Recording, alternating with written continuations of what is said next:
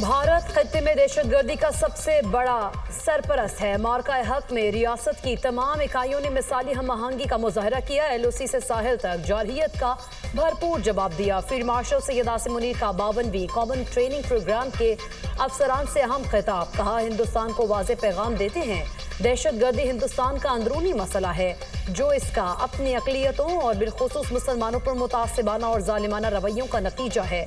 अफगानिस्तान हमारा बराबर पड़ोसी इस्लामी मुल्क है और हम इससे अच्छे ताल्लुकात चाहते हैं। ताहम उनसे एक ही तकाजा करते हैं कि वो हिंदुस्तान की दहशतगर्दाना प्रॉक्सीज, फितनौल हिंदुस्तान और फितनौल खवारिज को जगह ना दे। पाकिस्तान ने न पहले भारत की इजारादारी कबूल की, न कभी करेगा। पाकिस्तान की कहानी और तारीख को जानिए और अपनी अगली नस्लों तक पहुँचाएँ। कमज़ोरियों और मनफी क़ुव्वतों को निज़ाम पर हावी न होने दें। जो अक़वाम अपनी तारीख को भूल जाती हैं, उनका मुस्तक़बिल भी तारीख हो जाता है।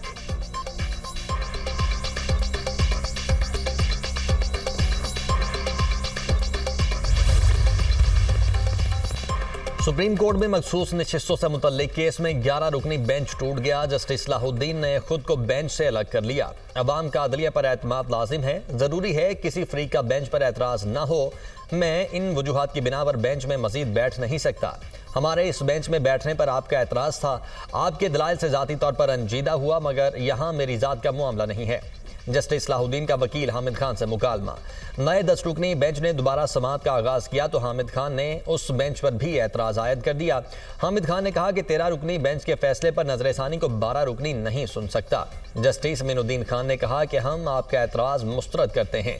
जस्टिस जमाल मंदोखेल ने रिमार्क्स दिए, हमने आपको इज्जत दी, ऐसा नहीं है कि हमें सख्ती करना नहीं आती, जानते हैं कैसे काम करना है। आप अपने अल्फाज का ख्याल रखें।